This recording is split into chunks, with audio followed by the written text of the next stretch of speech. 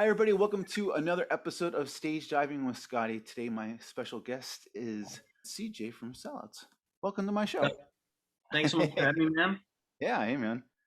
Once again, I have to compliment you on your Norma Jean sweater. So, Oh, thank you. Norma Jean, if you're out there, we love you.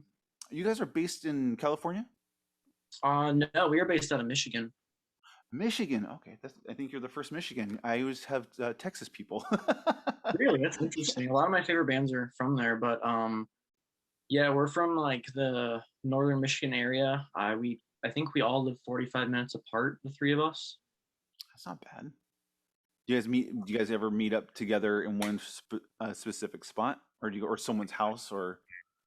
Yeah, this is my studio right here, 231 Recordings, I'm called. So like this is kind of where I mix all of our stuff. We record everything here. We write everything here. So we kind of meet here. It's like a studio environment. It doesn't feel like you're in a house. There's like a couch back there, and Yeah, I see your Sellouts pillow. I love oh yeah, it. oh yeah, we got merch. We got the Sellouts pillow back there. Yeah. So no, we pretty much all meet here. The guitar player is like from the west of me, and the singer Mac is like 45 minutes south of me. So Oh, we perfect. do a lot of Zoom stuff. We meet here, and then we have a co-writer we work with who works with some bigger bands. He's from like the Detroit area, and he'll come up here for like a week, and we just banged out like 8 new songs in January actually. Holy crap, dude. 12-hour days, yeah. You weren't kidding, man, when you were telling me, like the little spaces in between when we would talk, and then just like, yeah, I've been busy weekend, or it's like, yeah, you're not kidding. Yeah, no, we don't stop. That's kind of our thing. Is like we've lost band members. We've had things go downhill, but like literally, whenever something's not worked out, we're like, let's make a music video. Let's keep it going. Let's go do something, dude. So I like we that. just try and keep it positive and keep it going. And people seem to like it so far. So we're really happy with that. You guys seem to okay, so for my first impression of you guys, I can't remember how it happened, but I feel like you jumped on the scene with your first single, and I think it was Selfish. Yep. Okay, Selfish, and it was one of those things where it's like, okay, all right, for me, it's that fun thing of like, okay, so what's this band about? How do they sound? How produced does it sound? All that kind of stuff, right? Because I get a lot of these sort of requests and just figuring out other bands. And Okay. so when I saw you guys, like, okay, let's give this a shot. And within the first moment of the guitar, I'm like, okay, I like this a lot. And I hate to say this because I'm sure you get this probably a little bit, Okay. but Bring it on. okay, so I heard it and I'm going, dude, this is like new metal that has been faded away for a while and is like coming back. So like I feel like new metal started coming back in a pretty decent way too. It's all in my head and I can't live with the consequences of my existence and my expenses. Yeah, I don't mean to be selfish. Yeah, but you know I can't help it. Step up, tell me what you gotta say. Back up before I throw it all away. Yeah, in the end it's all worth it. In the end it's all worth it. I feel like for a while it's been, at least for me, I've been hearing a lot of super just a massive amount of like pop punk and like hardcore metal. But as far as like new metal, hearing like you guys and hearing other bands kind of experimenting with new metal but adding their own flavor to it is really encouraging. But you guys, like, it wasn't just that one song. When you kept on releasing your songs, it was like you're Mhm. keeping that momentum. You knew your sound and you had it freaking nailed down. And it was really nice because I went back to listening to Flaw and I'm like, okay, only that song kind of works for them. So it was like you guys knew what you were doing. You had every song like thought out and well produced, performance was great. And yeah, and for them it was just like, okay, they had one song. It was a good song, but that was about it. I mean, well, I would think that from your sound, it feels very modern. It's not even just like nostalgic new metal. No, it just feels like you guys. I feel like it never left. If that makes sense, and I feel like it's a huge compliment to you guys because it sounds like it's always still hung around. If that makes any sense. I think it is like so. I want to say thank you because it's just so cool to hear like such like an in-depth like story like that. Because sometimes like we work on these songs and we'll sit there and we'll be like, "Is this even good, dude? Like I don't even know." And then someone's like, "It's like this thing and it's great," and I'm like, "That's awesome, man! Like that's cool." Because like I think part of why we work, the sound works the way you're saying is because like we are very mature and like we're very big on communication. Like we're the kind of band where if the singer walks in after we've all been working on something lyrically all day, he's not going to be like, well, I have to do it. He's going to be like, cool, let me do it. I might change something, but like, we're pretty good about like, if someone, whatever the best idea is wins, there's no big heads in the room. There's whoever, if your grandma walks in and has a better idea than me, I'm going to use that idea. That's just how we are about it. Yeah. And our producer works with Prevail. He did Trauma with them. He just finished their new, I don't know if I'm allowed to say how many songs it is, but it's a full length. Wow. He just did that with them. He works with Fearless Records a lot. So he travels everywhere and will kind of come. And he actually came here after he just finished the Prevail full length. And that was like kind of really special because he was like, oh, and this and this and this and this. We could do this. We could do this. And it was like, did we cheat? Like how did we get here? Like this feels crazy, but like this is awesome, dude. So yeah, and like some of the songs are I guess I kind of handle like a lot of the art direction of it, but like Selfish, for instance, that song, I think we came up with that chorus like as a joke because John's our producer and we were done. He was like, what if it was like, yeah, I don't mean to be selfish, and we were like, that's cool, let's do it. And then like that was it. So it was like I think it comes down to like having a good idea initially, which we did, and then also just like not being afraid to be like, that's kind of a weird idea, but like I kind of like it. Let's try it and see where it goes. Because we saw that like EDM was on the rise, and we saw new metal was coming back. And I kind of wanted to be like the chain smokers of metal because I love the chain smokers. Oh yeah. The pop thing mixed with like kind of I guess where if you saw like Sellouts featuring Steve Aoki, you wouldn't be like, that's really weird. You'd be like, I don't know what that is. Let's see it. Yeah. So like, it's really cool to hear that people think it's that well-rounded. Because like we made these songs, like by the time you see a music video, we probably made that song like a year and a half ago because it takes so much time to get the money ready and get the director ready and everything in time. And so like we have a new song coming out on the 11th, our most expensive music video we've done. I think I had spoken to you about it. And like, I've watched that over and over and been like, does this suck? I don't even know, dude. Slip away with me, tunnel vision, ecstasy, and I don't think I'm coming back to you. Someone's probably gonna be like, this is great. So I'm like, I hope so.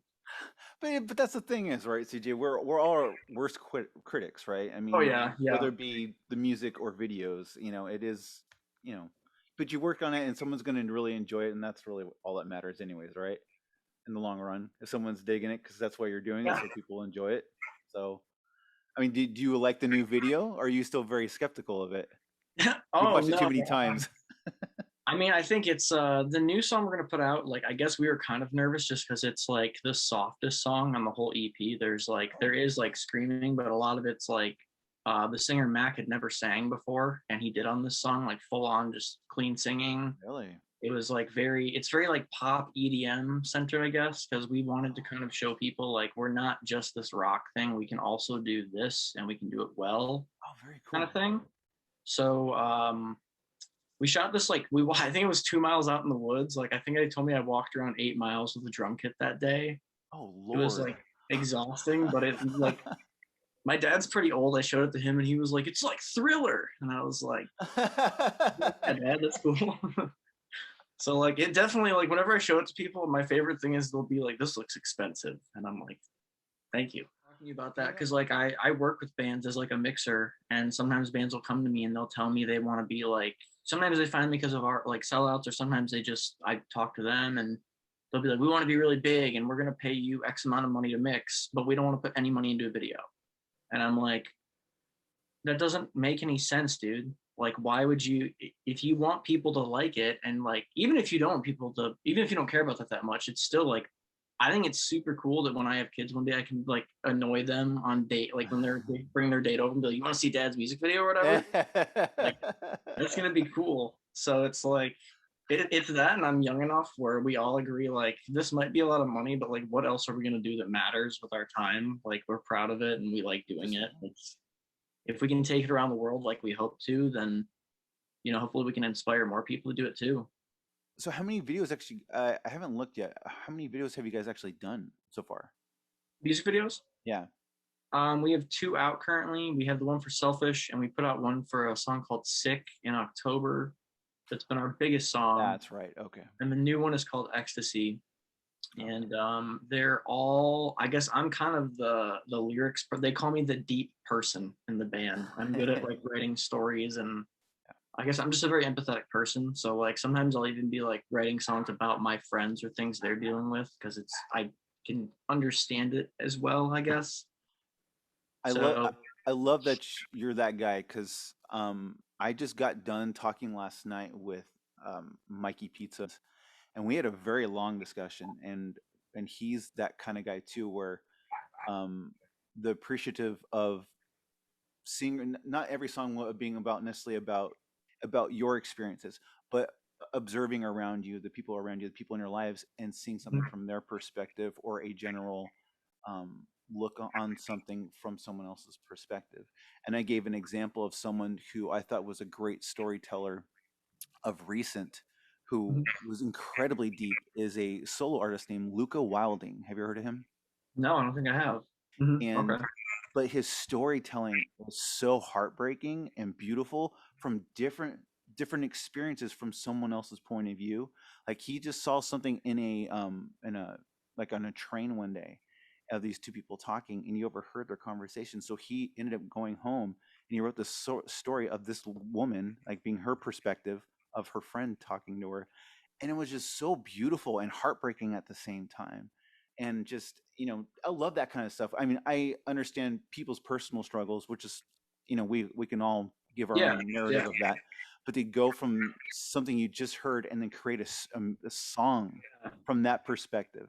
All that to say that I love that you're that guy, that because I'm more involved and kind of relate to people that are more deep than just like, oh, I like this song because it makes me happy, and then that kind of stuff. So I mean, I guess like I would say like I don't think one person writes any of our songs, but like I definitely for this EP I definitely like took the lead in a lot of ways, I guess, because like I was going through like probably like I had like my first real relationship like ending kind of thing, and it was like I don't want to like be that guy and make it about that, but like I'm going through this thing, so like let's do some songs about this. And it was our producer is the kind of person that will just be like, no, just keep going, that was good, like if someone's on a roll. And I was like saying some sad stuff, and I sang what like the chorus line is in it, and he was like, what was that?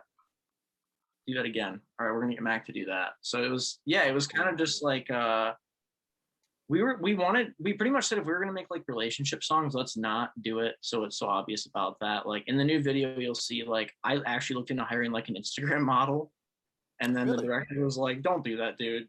And I was like, why? And he was like, because everyone does the sex appeal thing, and like, yeah, pretty girl's cool, but like, because I'm very into horror movies, and a lot of our stuff is horror movie like influence. So he was like, let's like make it like Evil Dead influence or something weird that's not like you would think it's not at all that, and that way like someone who's not going through that can also be like, this is cooler, I relate to this. And I thought it was cool that he pushed me to do that. So that was another thing where like if someone comes in and we have an idea and they're like, let's do this instead, like even if we're like, this sucks, like we're still gonna at least hear them out and see, because you never know, like that guy makes videos for a living. So I was like, you have that lens through your eye that I don't, and if you have a better idea, I want to see that idea, Absolutely. Yeah, that, and like I think that it also comes down to knowing like everybody's skills in the band, because like Mac, I think I wrote one word in Selfish. I changed one word, but he wrote the rest of that song on his own. That might be the only song that like one person wrote, and he just wanted to make like something that was like energetic you could work out to. And then if you hear like we have a new demo we're calling it Mr. Darkside, because it's inspired by my favorite song, Mr. Brightside. We were trying to write to it the other day, and he was like, yeah, this one's about sadness, you should write this one, you can have this one. So I was like, oh, okay.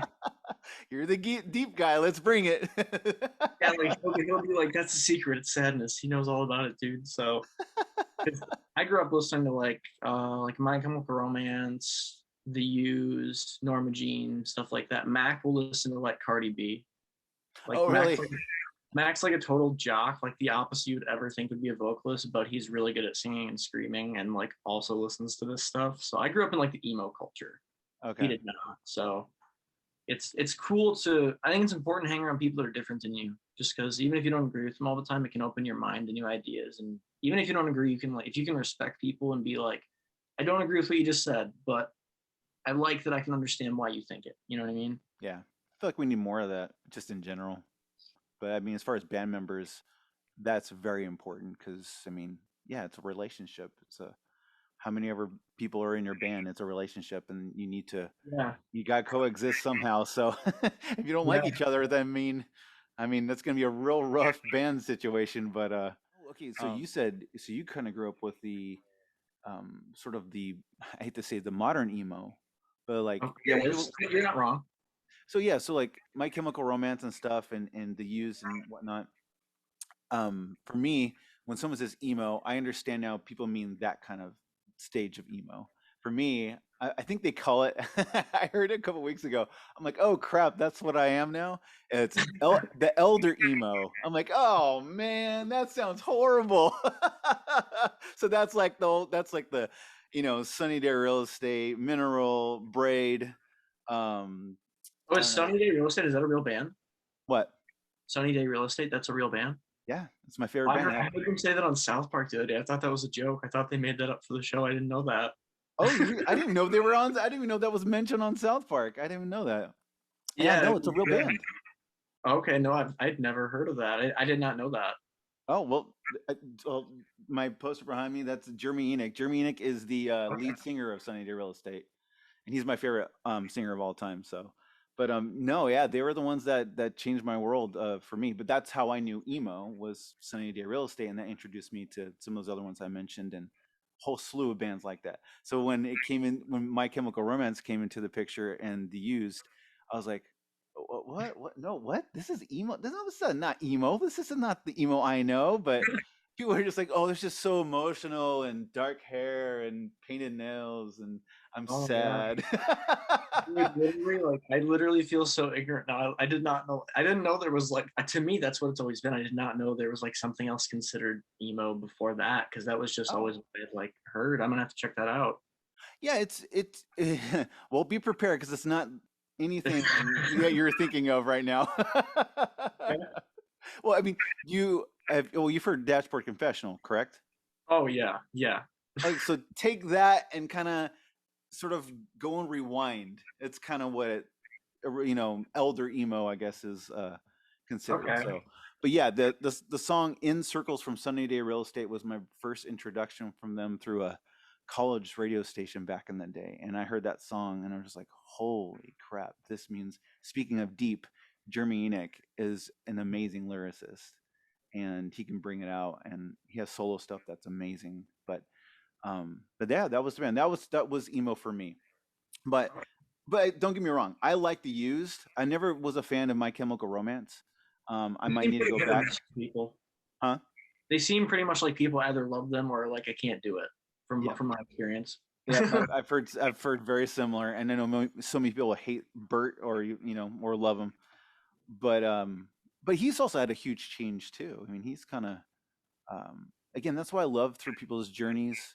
I know I overuse that on the show, but that's what it's about, and I think it was cool to see where he was and where he is now, especially even mentally. But as a singer, I feel like he's amazing to me. He's a really good singer. And he's got a sick scream too, but again, I never got into what's the name from My Chemical Romance. Never there. But you mean like you just couldn't get into Gerard Way's voice, kind of thing? No, and I think what happened again, like most things, when back in the day when radio was more big than Spotify and that kind of stuff, you were kind of forced to listen to a certain song repeatedly. Oh yeah. Just annoyingly, and I think I just got we got so oversold on the Black Parade or whatever it's called. That opening G note. Oh yeah, I remember sitting in I was in like I think 6th grade when that came out, and might be like we'd park the car in the garage and be like, "Mom, keep it on." Yeah. I can So see that. Yeah. yeah, I skipped that one now. That's like, to me, that band is like the queen of my generation. That album, like, I love the songs on it, but that album's too theatrical. Where like I have to skip that song. Yeah. It's just like, I'm like, let's go to I Don't Love You. This one's like, it's too much. Like, I can see no, that. no. I think that's the same way with even I don't hate, again, I've said this too before, is just I don't necessarily hate bands nowadays. I may not like their music, but I've come from a different spot in my life to where I appreciate people and bands now instead Yeah. of just going they suck. Because obviously these big bands don't suck because they're big bands. Yeah, They know what they're doing. I think it's all about like, I'm to the point where I can objectively tell it. Like, I can pick something out about something even if I don't like it and be like, I can see why other people do like it. Like, the only things I really don't get down with are country and rap, but people show me songs where I can be like, I could see like the art, like the people in rap are way better at lyrics and vocals in my opinion than a lot of people in other genres, because that's like the focus. Or like countries, like the mixes are really cool to me because there's so many like organic tones and Yeah. stuff like that. So I wouldn't put it on, but like I could still totally get down with like understanding why someone else likes it. I think that's important, Yeah. especially like because I mix songs, and I think that's also like, I work on stuff I don't always like sometimes, and I have to kind of still put myself into it and give the band like 100% of myself and get the best product. Yeah. Oh, yeah. I think and that's very admirable because, yeah, as a mixer, it's very important to kind of hear someone else's view or someone else's ear and that style that they like and that they're going for, and you need to kind of you need to create that for them. So I could see where that can be almost laborious, but at the same time, some respect for whatever genre that they're doing, and you'd be like, oh, okay, yeah, good job. Oh yeah, that. And sometimes like I'm working for a Canadian death metal band right now, and they wanted like a synth in a song. I had to try and work on it today, and they sent me this reference to this band I had never heard, and I was like, this sounds nothing like your band at all. Sure, I'll try and figure it out. Like, when I hear this, I don't think this at all. But like, it's interesting how people's ear works, because like, Yeah. especially like, I work with a lot of bands around the world, and I kind of like that just because I learn about different cultures and how things are, and just the things they listen to, and you realize how small your own brain of music and art is when you see like what someone else is into, and you're like, I've never even heard of that before. Yeah. And, And that's cool. It's no, I think that's really cool. I think to grow, not just as a person, but to grow your musical uh, whatever your musical bank, I guess, where you can call it. It's very beneficial. And even for me, I used to hate instrumentals years and years ago, and I absolutely love instrumentals. There's so many great instrumental bands. Yeah. One of my favorites is Caspian, and I actually was lucky enough to see them before the pandemic happened, and they were amazing live. I saw them with Under Oath like 3 years ago, and they opened for them. They were like really good. Really? I didn't know that. Oh wow. Yeah, that was on. Well, that might have been more than 3. That was the Rebirth tour. That was, I want to say, 2015 or 16 or something. It was quite a while ago. Yeah, it's a while ago. It was when they first came back, but that's one of those things. I think people, it's hard for people because like if you're not a musician, then the words are what you relate to. Mm-hmm. And like if there's not words, then you're like, I don't know what to do with my hands, and you're like, what kind of thing. Yeah. Like I see that all the time. It's weirder. I was talking to my friend the other day about like how music is criticized so harshly, and he's asked me why I think it is, and I was like, I think it's because it's so accessible. Because like if you want to be in movies, like Warner Brothers level movies, there's so much stuff you have to go through to try and like get there, and hope you're lucky enough and you're talented enough and they like you enough. But like anyone, I mean, it takes talent obviously, but like anyone can make a band in their bedroom, and they can, if they have some money, they can hire a producer, a mixer, they can get a pro sounding single, fly some out for a video, shoot a video, look like a real band. So like I think it's easier to put stuff down because I guess technically anyone can make a band. Not anyone can just do every other form of art, I guess. Yeah. So I feel like that's why people are so harsh on it, because it's like you should have done better. Yeah. So where's yours at, dude? That's what I always say. Like, sorry. I had worked with the Beach Boys one time. Wasn't a mixer, but I worked with the Beach Boys. That was probably the craziest thing. Yeah, that was everybody's mind was like, holy cow, how did you get that?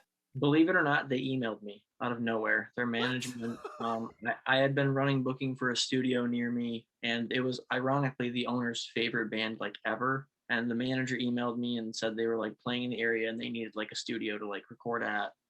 So I was like, most terrifying phone call of my life. I think I booked that, and I was at a music festival, and they called me. I was on speakerphone with like 18 people on their team, could barely hear them, and they were like, "Yeah, you got it. What's the address?" And like, Oh my gosh.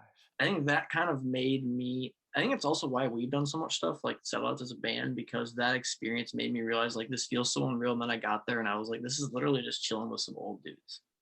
That's all this is. Like they're cool, but like they're when you're with people that are famous in a setting like that, you realize like, oh, these are just people. Yeah. Like yeah. the whole facade is gone. So like that's why like when we talk about like we want to get signed and this and that, I'm like, when it happens, I'm not gonna be like, oh my god, this is weird. I'm gonna be like, we like worked for years for this. Absolutely, this is happening. Like, you know what I mean? Yeah. Yeah. Absolutely. I was glad that experience happened because it was. I mean, obviously, it was like a legendary thing that happened. It was one of the bigger moments of my life, but it was also just like an eye-opening thing, showing me like, okay, so like you can do anything if you really want it bad enough. If you're like willing to put in the work and like show people you're serious, like it can happen. Yeah. You just gotta keep going and everything. What you did, was it actually became an album or anything, or was it just for a song? Or Yeah, it was Mike Love was doing a Christmas album, like with his kids sing. I met his son Christian, like his family came there too, and then like the remaining, I think there's only one or two remaining alive members of the Beach Boys. One of them, I can't remember the guy's name. One of them was there, and every session musician came in and like recorded like saxophone and okay. keyboards and stuff. And I got drunk with Mike Love. I remember that. I drank wine because I was panicking because like 20 minutes before they get there, I'm already like sweating, like freaking out inside. And their producer texts me, he's like, "Can you get us red French wine?"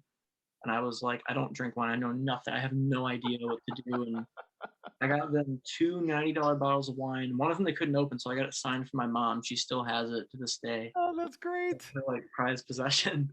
That's great. It was I think that was probably when people started taking me seriously, because like Yeah. I actually lost a lot of money doing it. I lowballed the hell out of them just because I was like, I just want this to say I did it. Yeah. Yeah. Like my dude. name's in the booklet now too, like my business's name. So like it was, I think it charted. It was like #4 on the holiday Billboard charts too. And I was 23 when this happened. So that was when like my parents and all my friends and everybody were like, okay, you could probably do this music thing. Like that was pretty intense. And, like, you handled that like not, like you looked so confident. I was dying inside, but they're like, you look like you was a cucumber dude, like totally handled it. So like I think everything since then, anytime anything goes wrong, like with music videos or anything, I always just think about that. And I'm like, if you handle the Beach Boys, you can handle this. Just keep going. Okay.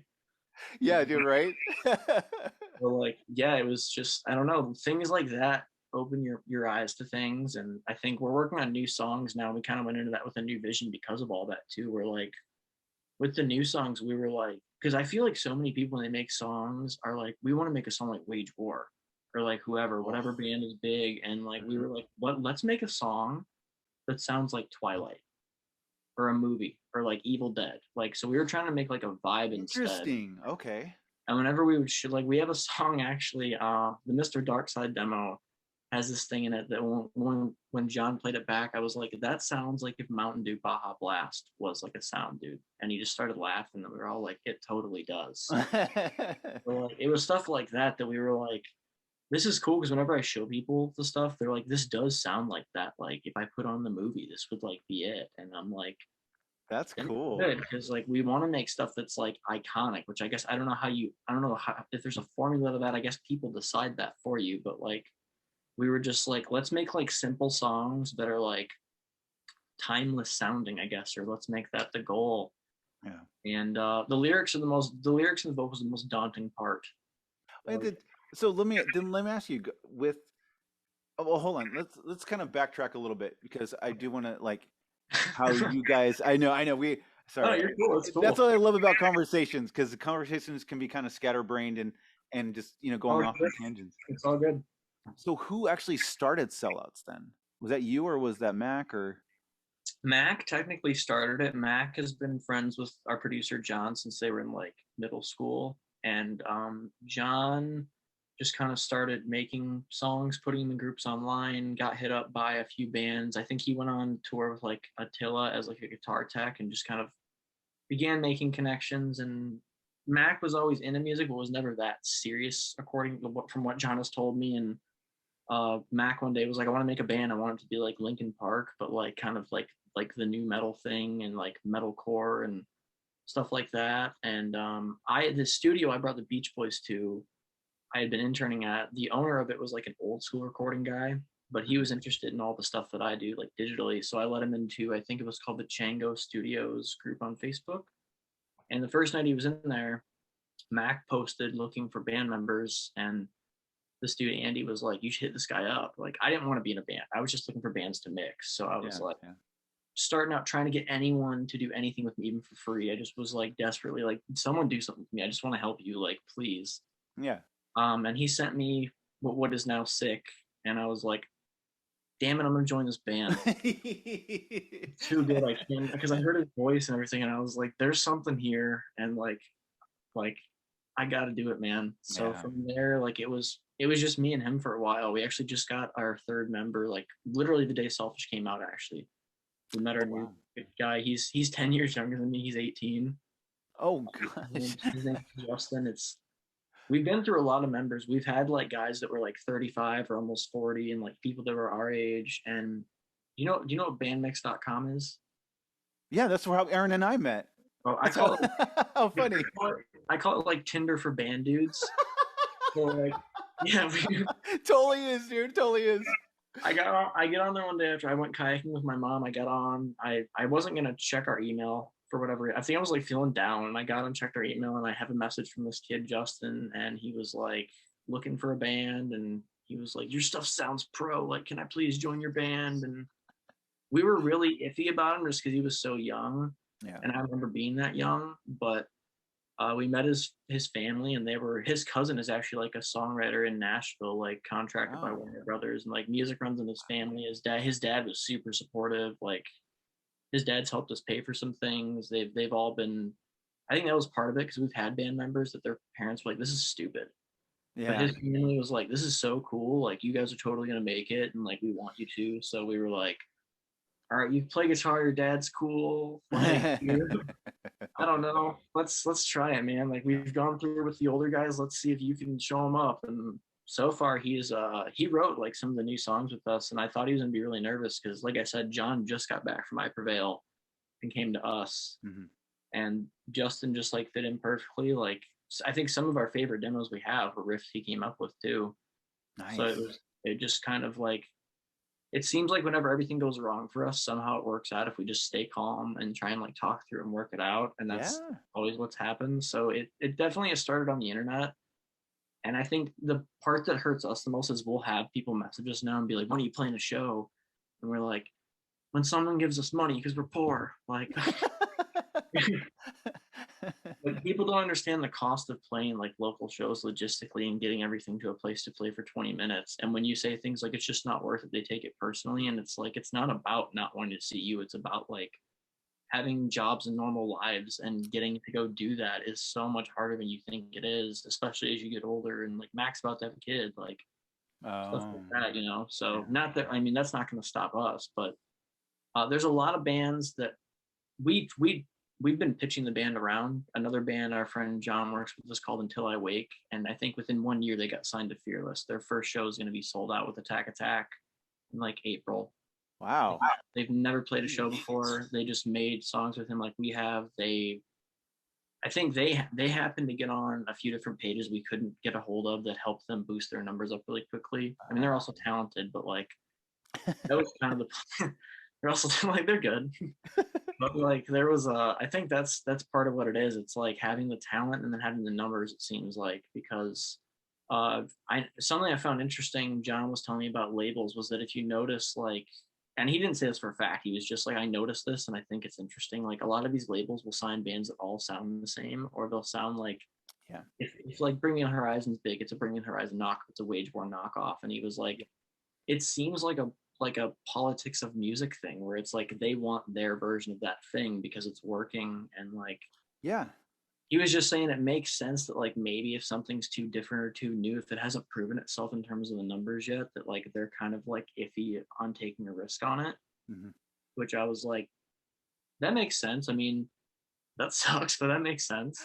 I once heard the owner of Sumerian Records, Ash Appleton, say, if it's real, the world will feel. And he was like, if you're wondering why your songs aren't working, what are people doing at the shows? Are they doing this?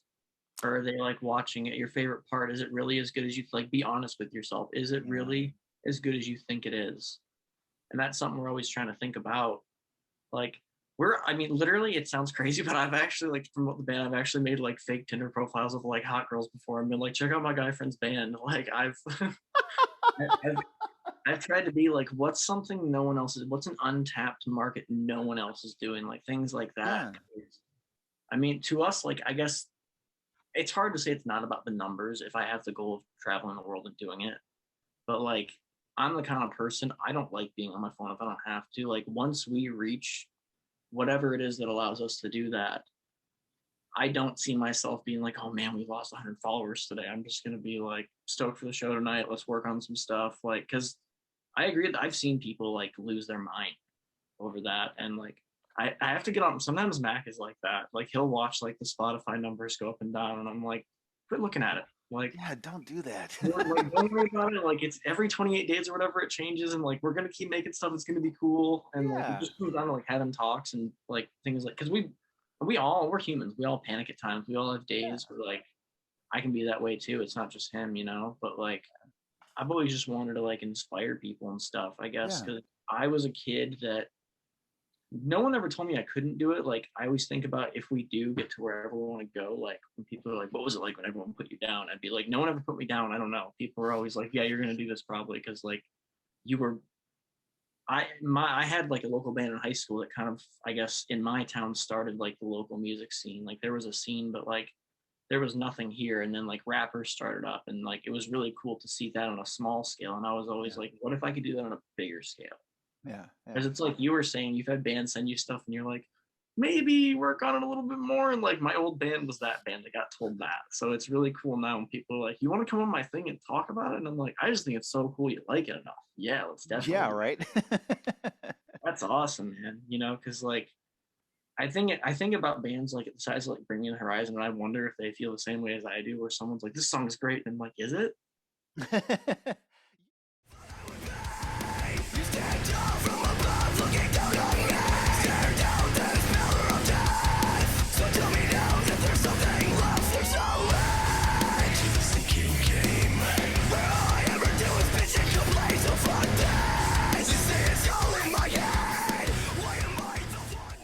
I mean, yeah, with like the negative feedback, I think we've reached like 50,000 people so far, which isn't that much. And like, to me, that's huge. I'm like, woo, we got like 53 people. Like, I think it's, we've only had one or two really negative comments, and I always find them so interesting. We had one guy be like, this has to be stopped.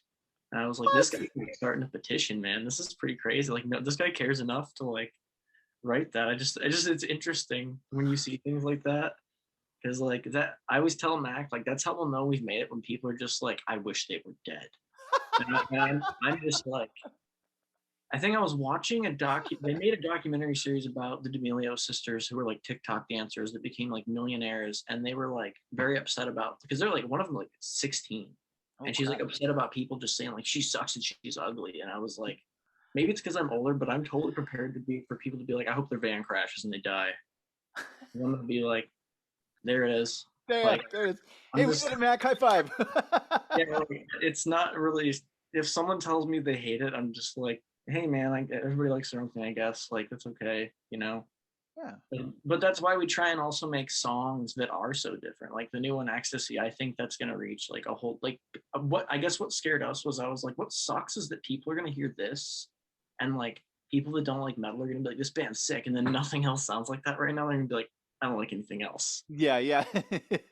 But that was why I was like, we just have to have like more dynamics on the next thing, because I think it's also when you're making like an EP or something, like your first thing when you're, I guess, trying to do I feel weird saying for real, but I guess like making music videos and, you know, making a career out of it, like it almost felt like we just had to get it all down and put it out as fast as we could, because it was like, we don't have anything making us do right now. There's no manager, there's no deadline. Yeah. Like, if something else happens, if you get a better job offer and have to go somewhere and don't have time, that can screw it up.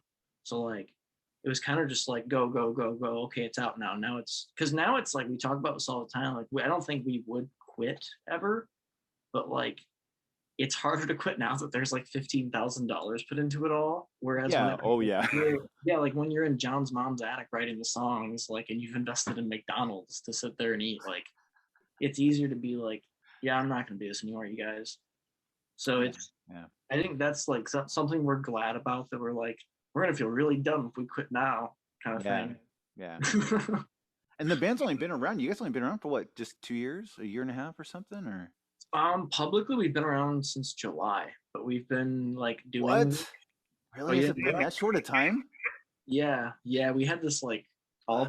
I planned all of this out like day by day. It hasn't gone as I had hoped in a lot of ways, but like it's still gone pretty well. But we've met in January of 2018 is when we kind of started. That was when the whole like I guess talking and being like, what's it gonna be and what's the image gonna be and all of that, which we might change that too for the new stuff. We've been talking about that.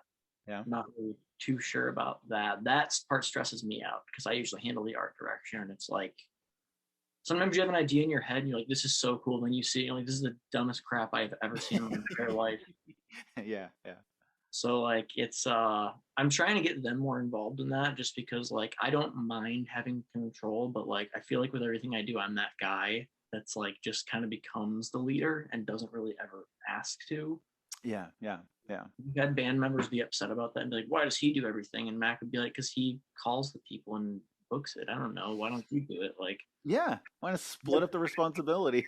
Like that's how it is. No one's ever asked me to do anything. I was just like, all right, we have a music video we have to shoot. I have to find a director. Boom, let's go do it. Like it's kind of like that. So I think that's been the hardest thing for us to find, is there's so many people that have they want to be in a band. They don't really want to be in a band. They want to play guitar. They want to play drums. Like people don't want to do the business side of it. That's not fun.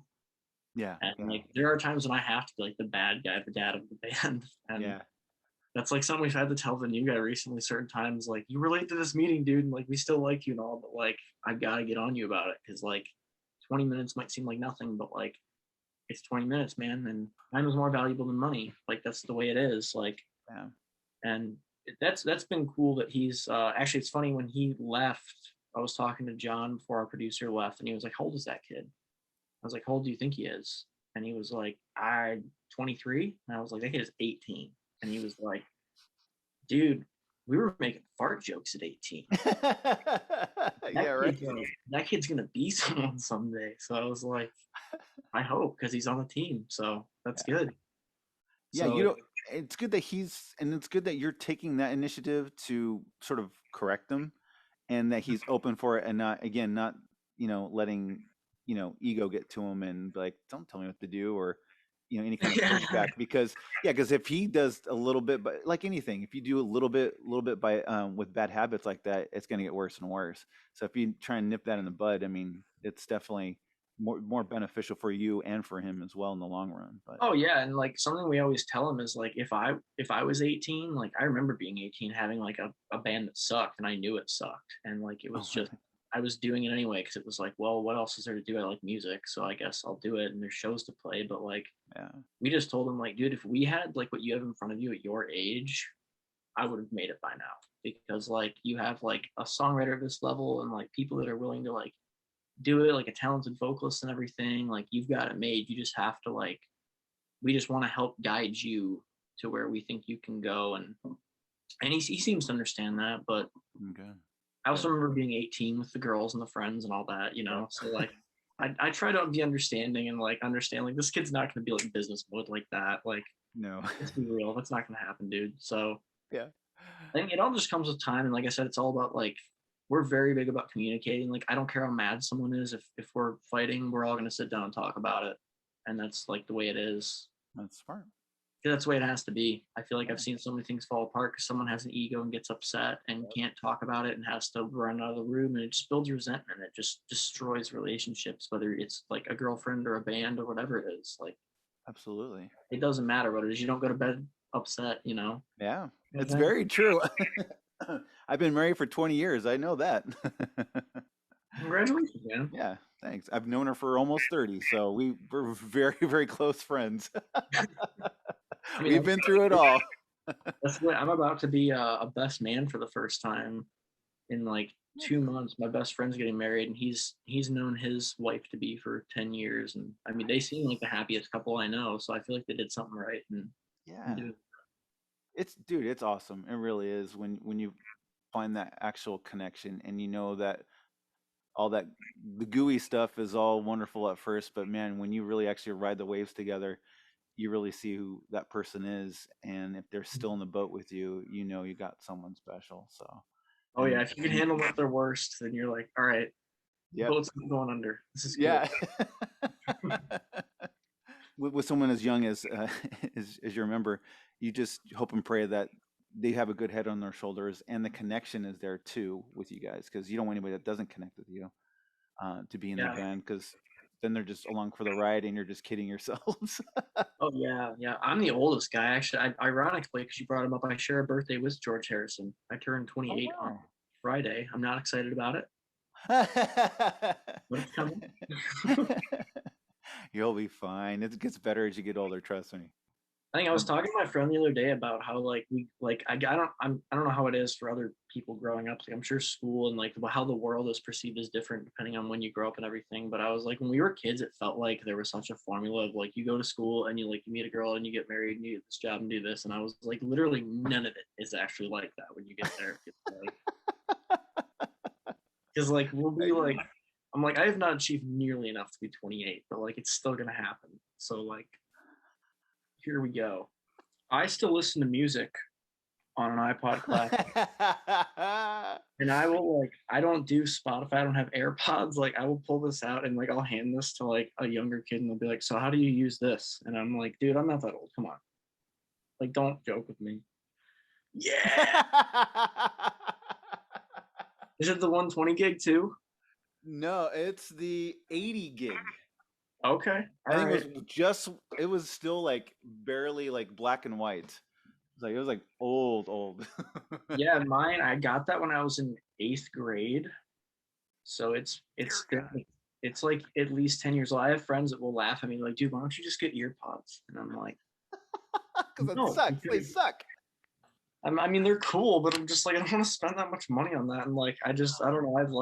I hate whenever I'm in the car with anybody and they're like, oh, I'd play something, but I don't have service right now. And I'm like, oh, it's not a problem for me, dude. And I thought your thing was so much better.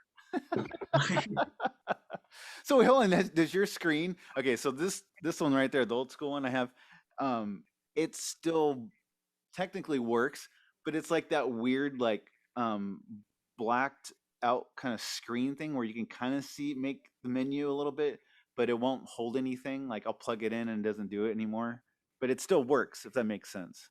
I can't listen to music. No, mine's like fully colors and everything. It works just fine. Like, I mean, it doesn't last as long, but like I can walk around and listen to music with this right now. Like it works just like same as I got it. Like probably a little bit less good, obviously, but like. Well, then does it actually still hook up to your computer? Does it actually show up on the menu and stuff? Oh yeah, like this computer I'm talking to you on right now, I have not updated this since 2014 because of that thing. Actually, my friends make fun of me for it because it's like we'll be doing something and I'm like, man, my computer's really slow, and they're like, maybe update it, and I'm like, I looked it up, and Apple is actually told not to let you go back and get the older version of iTunes because they don't want you to be able to use it. So I was like, if I update this thing, when this computer dies, this dies with it, and I've got to fill it all the way up. So at least I have, like, I think it's 120 gigs. There's like 65 gigs of music on it right now. Oh my gosh. And got a long ways to go. Yeah, like, I'm going to be that guy that I'm like, when I get rich, I'm going to buy another laptop just so I can update it and I can have this one for the iPod because I don't care what anybody says. Like, I had to order this on Amazon. They don't even want to sell these in the Apple store anymore. So yep. It's like, I still have those. Yep. It's really weird too because people like make fun of me for it, and I'm like, I think you're awesome, man. I think that's great that that's what you still use, dude. I think that's fantastic. That's fun. I miss that. I miss that thing. That was such a great little thing to have, and it had so much on it. And well, here I'll add more to it. Just do Sunny Day Real Estate, Luca Wilding, Mineral. I am gonna get this down because I was like, it was the episode of South Park where they try and turn the goth kids emo because they think it's like healthier for them. Oh, I did see that one. Yeah, that's right. They did mention that. And the goth, her name's Henrietta. Like they come in, they're like, "Why are you listening to Sunny Day Real Estate?" And I was like, "Is that like a take on like Taking Back Sunday? Like that's a funny name they made up." So like I was like, I didn't, you know what I mean? Like I didn't know. I was like, that sounds like a fake name. Oh my gosh, dude. That's right. I did see that one. Oh man. Yeah, go. So if you so the very beginning is Diary, and then they go through Pink Album, How It Feels to Be Something On, and The Rising Tide.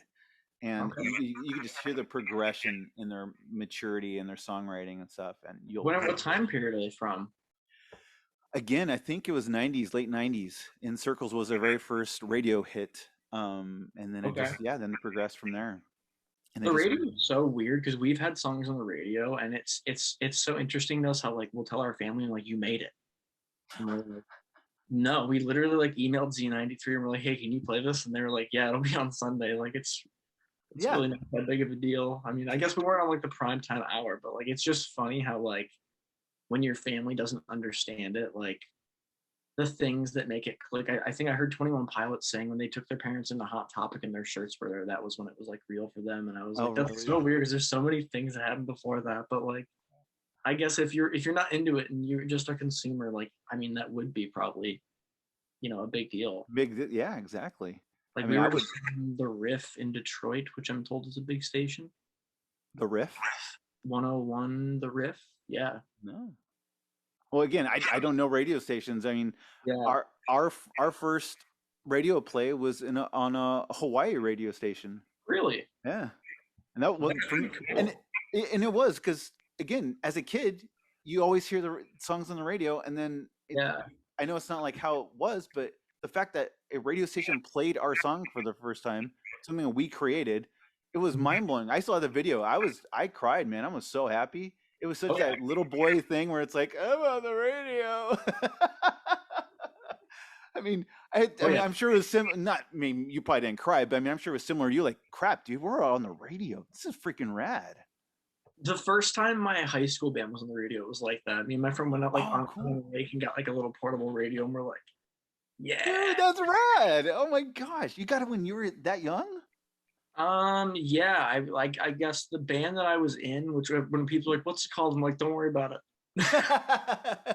Like we were terrible, but like we were like 16 years old, and like when kids were doing whatever kids do in high school on the weekend, we were playing shows. We were recording literally every weekend. So that was kind of like, I think that's why all my friends are so supportive of everything now, because I've always been that guy that was always like, I'm gonna do this. I don't care what anybody says. I don't care what happens. I'm gonna do this. So like, I love that. Yeah, we were playing local shows. Like we would play all over the state on the weekends. We saw some crazy stuff go down.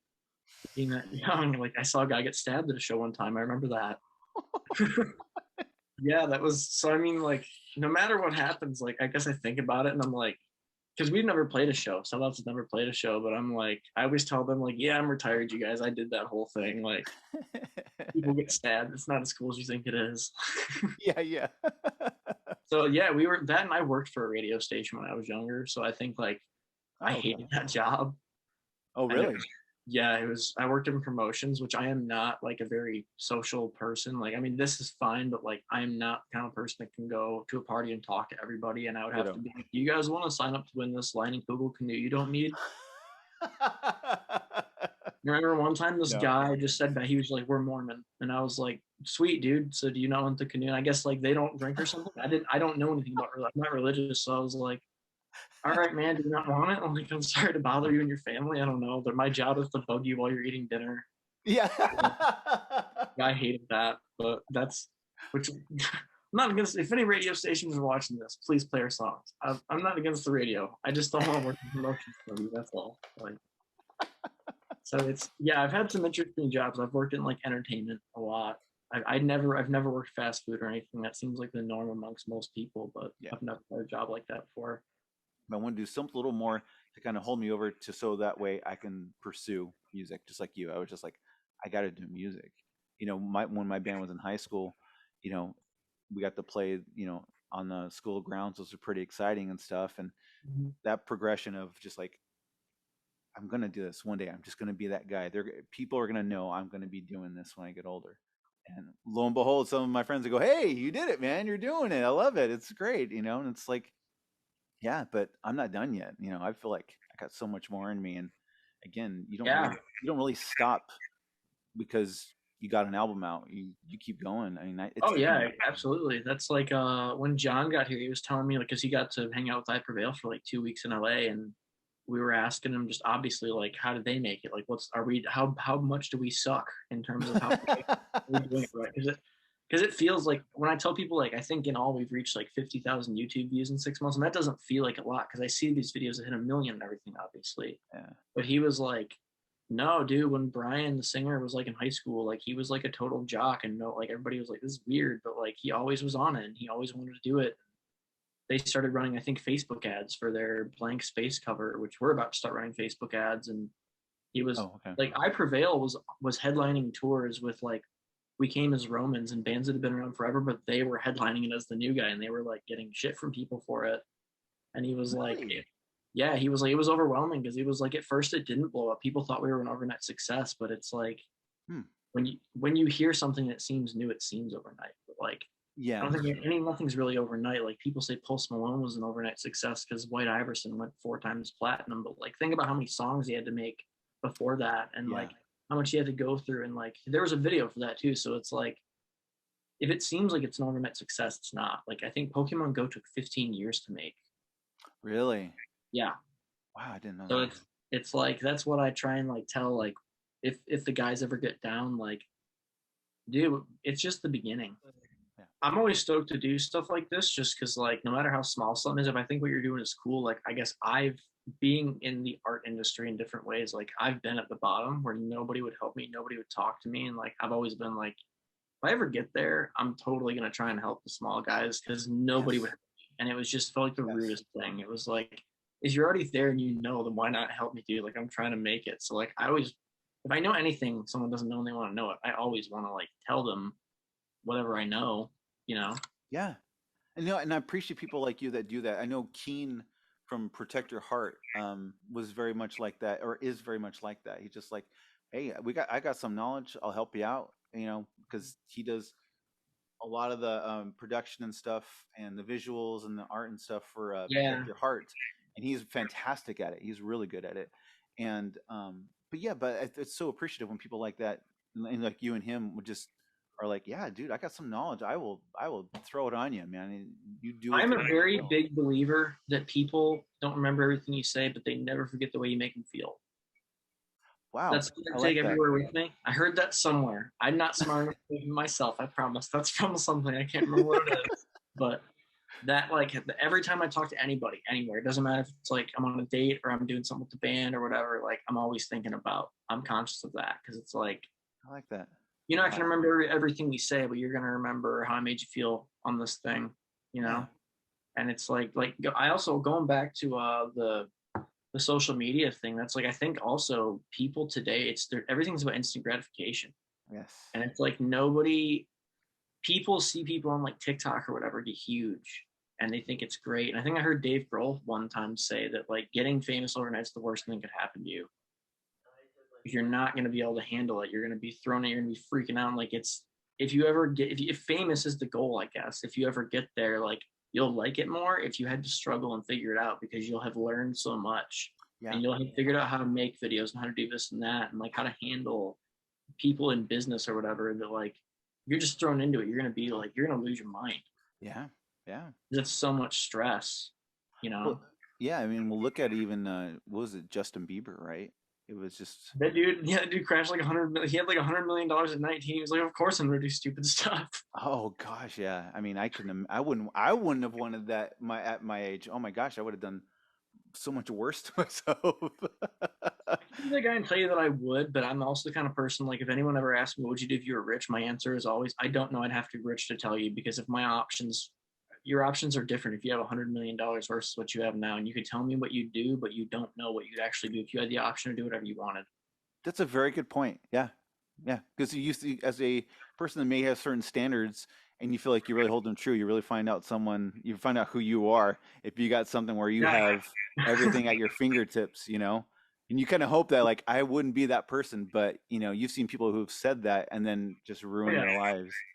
Or even like I'll see famous people get in a controversy and do something dumb, and I have my friends think I'm too on the fence with celebrities. Like, you're just too nice to them. I'm like, no, I'm not. Just like, I mean, if you're Ronnie Radke and you do something dumb, like, you don't know how, like, you don't know what it's like to be that guy and have that much money. I'm not saying whatever he does is right, but like, I can't tell you that if I ever get famous, I won't do something dumb too, and I hope you guys will forgive me for it if I do. You know what I mean? Like, I'm honest enough with myself to know that, because I'm like, I've never had like fame, or like I've never been rich. Like, if I was, though, I don't know what I'd do. Yeah. I can tell you, I'm sure it'd be good things, but something bad might happen along the way. Yeah, that's true. Well, that's, you kind of hope, again, you kind of just hope that you've got enough good standing, though, that you have a good you know, head on your shoulders, that you would handle it with some wisdom instead of just diving in full force. Yeah. Oh, yeah. Exactly. Yeah. Yeah.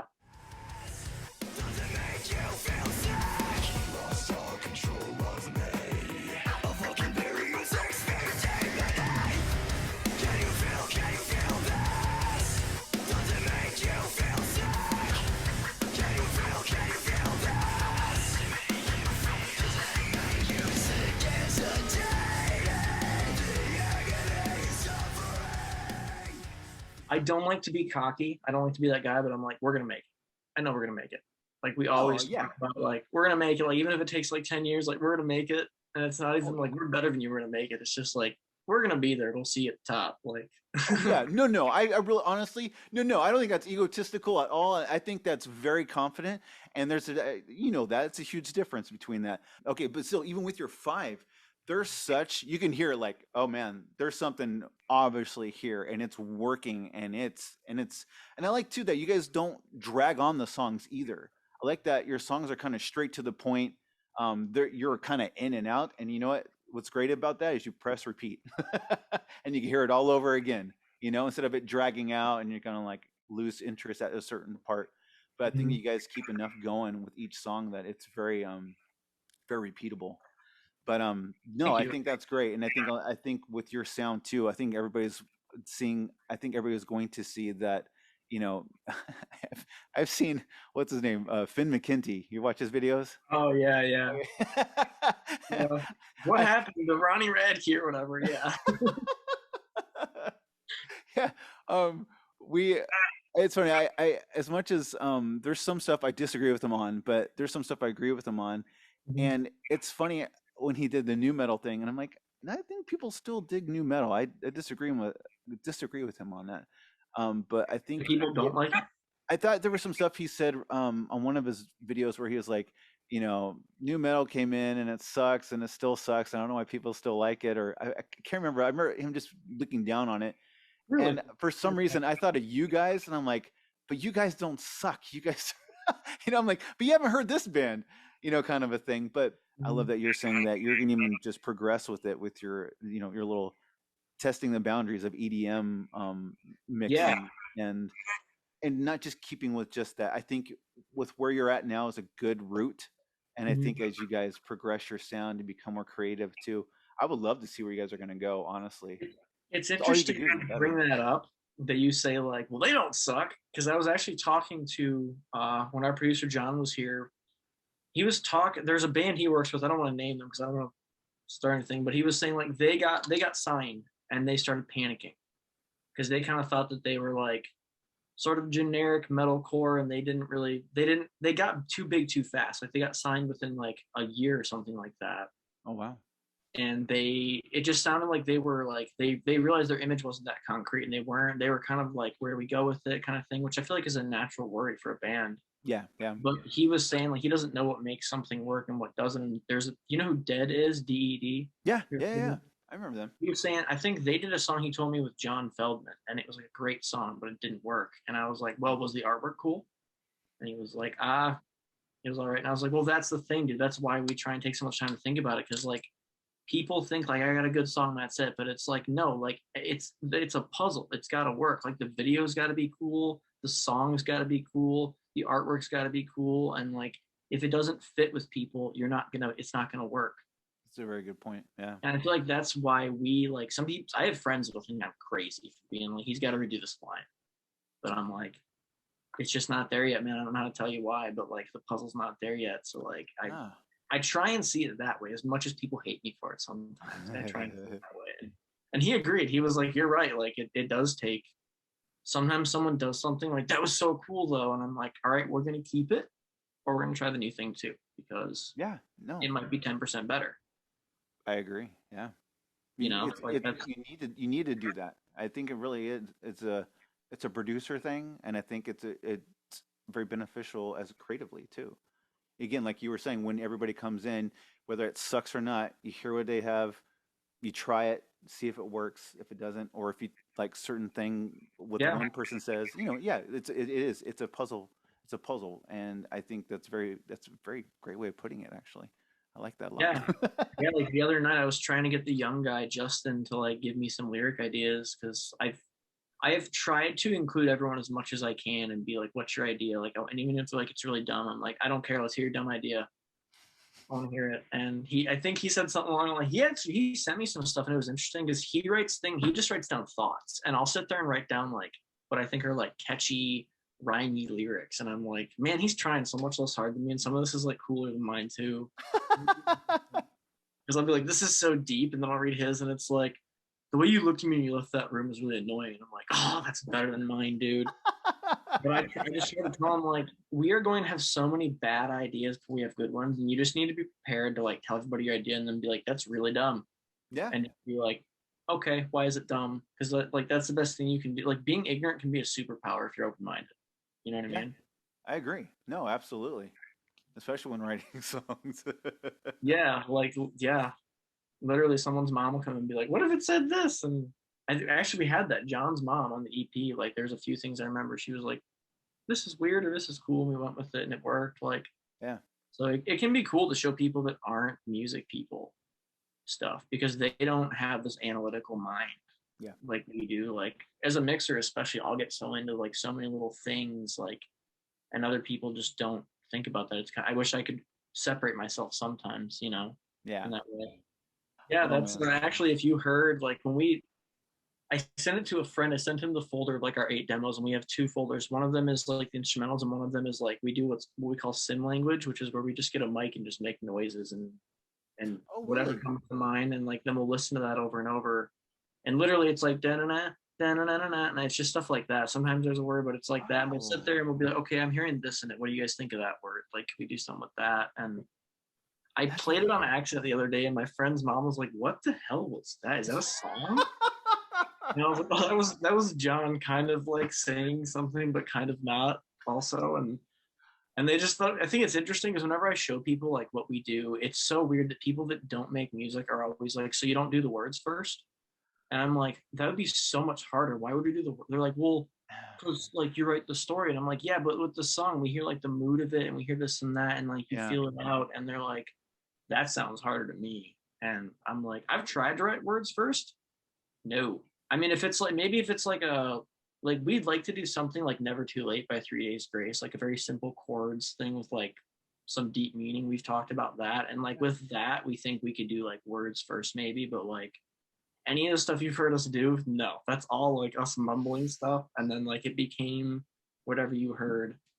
No, I feel it comes together. Like we had a song, we have the demo name is Jump Scare. We wanted to make a song that sounds like a horror movie, and we actually sampled like a chainsaw and like pitched it to the guitars and put it like with the guitars in the chorus, like to make it sound really heavier. Like, yeah, I'm very into the new Evil Dead remake, and I was like, I want to make something that feels like this, like, because he was like, we need something that's ignorantly heavy. That's what he called it. Ignorantly heavy? Yeah. Okay. So, all right. Because I think the breakdown of that song, actually, it's not humanly possible to play. It's like he like it's in drop G, and he tuned it down like 12 octaves or something when it hits. Whoa. And then he was like, I have like a Helix. Like with a Helix, you could like program that live to do that. But he was like, with an amp, there's no way you can't play that. Like, it's not possible. But it was like it felt like trying to think like U2 or something, trying to like make something sound larger than life kind of thing, you know? Yeah. Like, I guess but like, you're right. Like, that's literally, I've been in cars where recently I was in a car where a couple I'm friends with was fighting, and they're like, we're so sorry it's so awkward. I'm like, I just wrote songs. Like, that's fine, you guys. Like, you said something to him and it gave me a night. Like, I'm never upset. Yeah, thanks for the inspiration, guys. Yeah, like literally, I'm the guy. Like, I'll be on the phone with somebody. Like, what'd you just say? Say it again. My phone has it's probably I'll never use them all because it's so unorganized because I just write things down. But like that's how it is. Or like when we were working on stuff, we would just set up the mic and leave it live. And we thought it'd be because I think the difference in an album and a record is like we want to take all the little weird, funny things and like if they fit, like put them in the songs in the background. Yeah. I don't know if you know who Water Parks is, but Water Parks is one of my favorite modern bands. And in their newer stuff, they do that a lot. And I think it's so cool because it feels like you're there with them. It feels like it's not, metalcore is so like digitally cut and dry. And I love it. I grew up with it. But like, we were like, let's do this super tight, like mixed sounding thing, but like with that personality in it too. Yeah. Because I don't personally hear that many people doing it right now. And it's like something also you can just hold on to more and you can like, show your kids and be like, oh, he farted in that one part. Yeah. I don't know, probably not that, but like just an example, like things like that. So that was kind of like how we look at it. And we think the EP's good. I think it's annoying to us just because like those songs are so old now that when they're coming out, everybody's like, your new song is sick. And I'm like, what was 3 years ago? We made it or whatever. Yeah. Like, that's why we're trying to make the new stuff big enough and good enough that like even like years from now, that was the point, was like let's make something that years from now we can still be excited about, that we're not like this one's a dud or whatever. Yeah. Well, then with that said, then do you guys have any desire to play live? Oh yeah, I mean the dream goal, we want to like travel the world and tour. That's definitely what we want to do. Like I pitched the band to like 45 record labels like literally a week before the pandemic started in America. And then like for a while, like I remember talking to John because he works with all these people and he was like, dude, like no one knows if there's going to be a music industry. So like, I wouldn't stress too much. Like you picked the worst time to do this. And we pitched the new video again, like 2 weeks ago and haven't heard anything back, but he was pretty much just like, just keep going, keep doing it, man. Like keep emailing people. And I mean, we don't really feel, I guess, bad about it. Like, of course, I would have loved for someone to be like, get in here. Absolutely, but like, actually, I think I did. I emailed Fearless Records because he like does some work for them, and I was like, John, I name dropped you. I told him like it'd be really convenient for everyone involved if you like would sign us because John works for you already and this and that. And I was like, are you mad at me? I'm sorry, I didn't know if I could do that. But he was like, no, that's kind of funny. Like, I know the people there. Like, no, I mean, we definitely want to play live, and we have practiced the songs before, and like we think we sound decent like live. Like we've had like parents come in and be like, this actually is pretty good. So you would actually have all that sampling and stuff with you next to you? We would probably just like backtrack that through like a laptop or something. Yeah, okay. Yeah, like that too. I've seen because what we would do is probably like you can even program a light show based upon like MIDI in a laptop. That's true. So we would, if we're gonna play live, like that's why when people are like, come play at this local pub, and I'm like, if we play live, I want to give you the full experience. I want the lights. I want you to leave being like, wow, that was sick. Like that's what I want. And it's partially because like it does cost a lot to go play for 20 minutes to like 10 people at a local bar, but it's also just like we work so hard on this. Like if you're gonna experience it, I want you to experience it like you would any other band at like a decent size, like a 2,000 cap venue, you know? Yeah. Something like that. So like definitely, I'm working on making like some drum content now. It just feels like there's never enough time, but like I'm doing some cover stuff. We're about to start doing a lot of stuff. We're just trying different things to get people in because it seems like people like the band, and like we have people that will message us all the time, be like, it's so cool, but it's just like if we just need more people to hear it. I think is the issue right now. Like if 100,000 people we could get it in front of, I think that would do something. So that's kind of where I think we're at, is just like it just hasn't hit enough people yet. Like, we know it's good. People have told us it's good. It doesn't suck. The quality's good. The songs are good. It just hasn't hit the right amount of ears yet, I think, for something to happen. Well, do you think that's the amount, or do you think it's the right ear?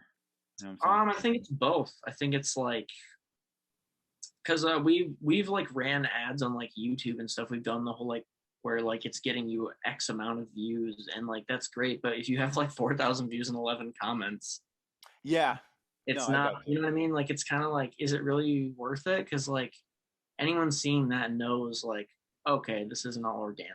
You know what I mean? So we tried getting on a few different YouTube channels that were big, and we couldn't get like a message back from anybody. So like, we didn't know. We were just like, all right, let's just keep emailing them, I guess. I don't know, man. Dude, I'm telling you, and I know I've said this before, and I know you already know this. I feel like you guys are so freaking close. You're so close. I think the We right feel ears that way too.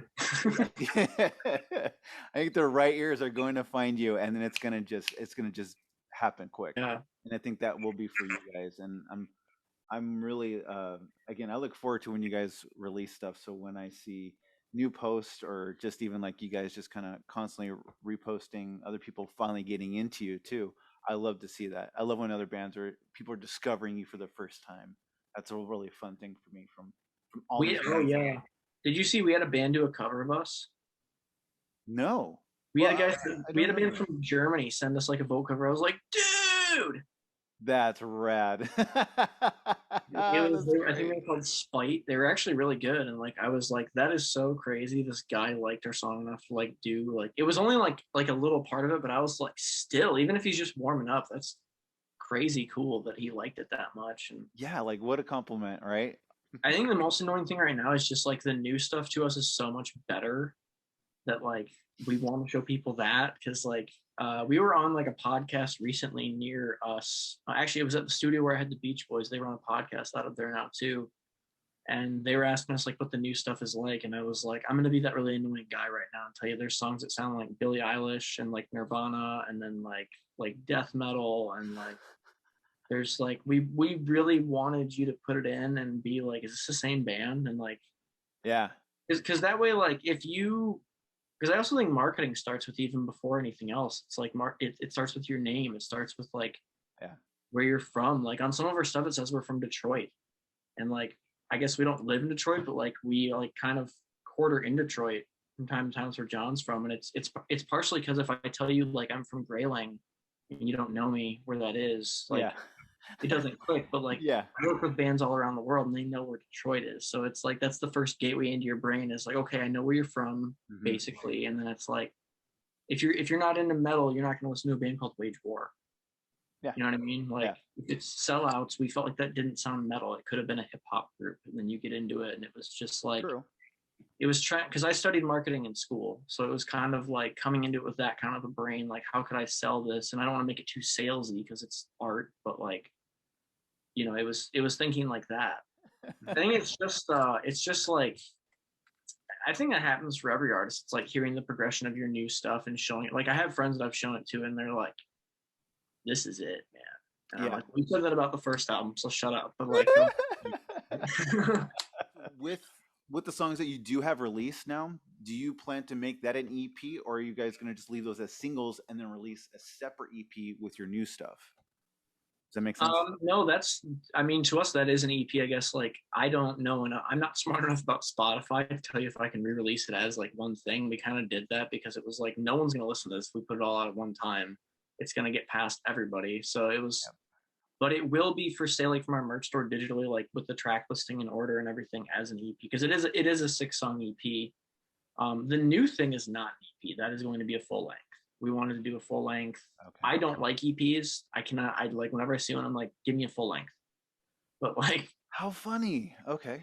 I understand like why people do it. Like it's more cost effective. It can be. It's like it takes less time to put it out. But I was just like, I know we're gonna keep making music after this new album, but like I really want to do a full length, and I feel like we're developed enough now as people, and we know how to make videos and how to get everything together that like we could do it. Yeah. So it was that, and it was like we have a lot of stuff we wanted to try out, and I just feel like 6 songs doesn't do it. Like I want more. I want to maybe even have an instrumental song or something. And if you only have 6 songs, it feels to me like you don't have room for that. Like people want more substance when it's that, you know what I mean? So yeah, I can see that. That was kind of why we were like, let's do like 10 or 12 songs this time or something. But yeah, it will be an EP. Like I think we didn't really have a name. We never even thought of a name for it because I didn't care enough. I was just like, it's this, whatever, just have it. I am glad that it takes a while to make stuff though, because if you look up the band Waterparks, the reason they're one of my favorite bands is because of the kind of band. And the more you get into them, the deeper it goes. Like all of their albums are named in alphabetical order. Yeah, like so the next one, the last one was called Greatest Hits, which was like a big joke for them, and like the next one will start with like an H. I like that. I like that. So like it's stuff like that it's like that's what I want to do is make it a multimedia experience almost, and like you know we'd be down to do whatever. Would you do like a color thing like Weezer does? I don't know. I don't feel like we're interesting enough looking people to just stand in front of colors.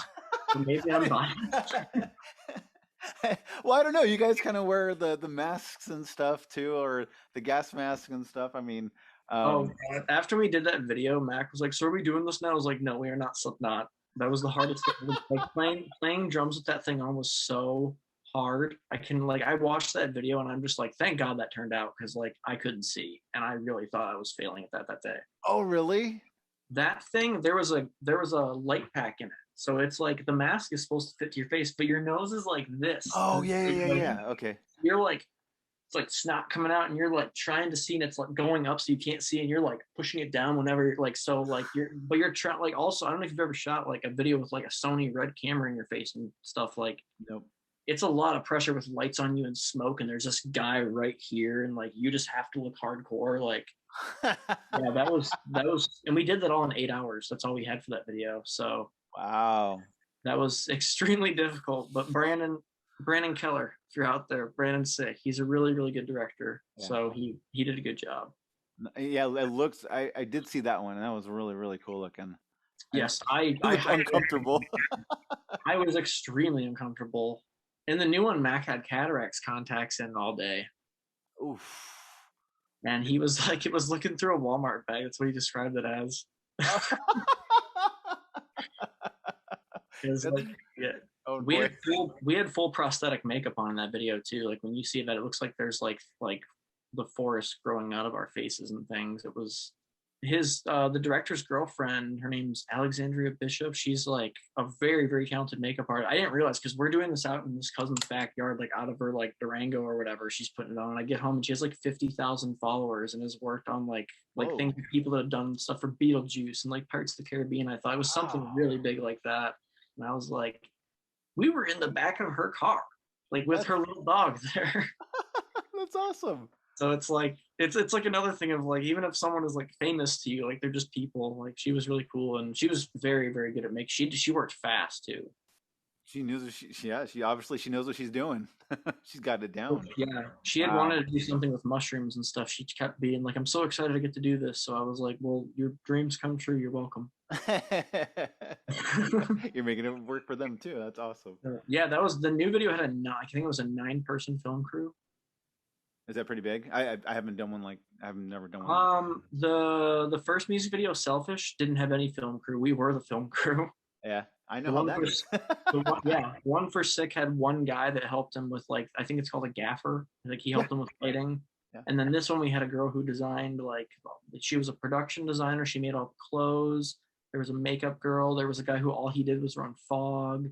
There was like different people for lighting, and then there was the director, and it was definitely something we can only afford to do like once per album, but it was like, all right, like we look at it as a business. We just look at it as like, if you wanted to start a restaurant, somebody told you it's going to cost you $60,000, then you might not see a return for X amount of time. You wouldn't be shocked, but like with a band, people get shocked by it for whatever reason. My favorite thing probably is after every video, for whatever reason, maybe it's because like toxic relationships are like a theme of the album, but like in every video, Mac is being like beat up or something.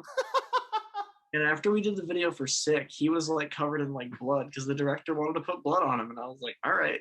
So we're in the car and he's wearing a white shirt. He's got blood all over. And like, I realized as I'm talking to him, he forgot that he had it on. So I was like, dude, do you want to like go get food? Do you want to go to like an IHOP or something?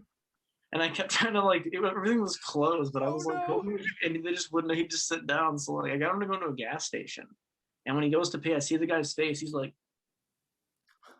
just looking, he's like covered in blood. And he got back in the car and was like, you dick. And I was like, so yeah, there's, oh my Lord.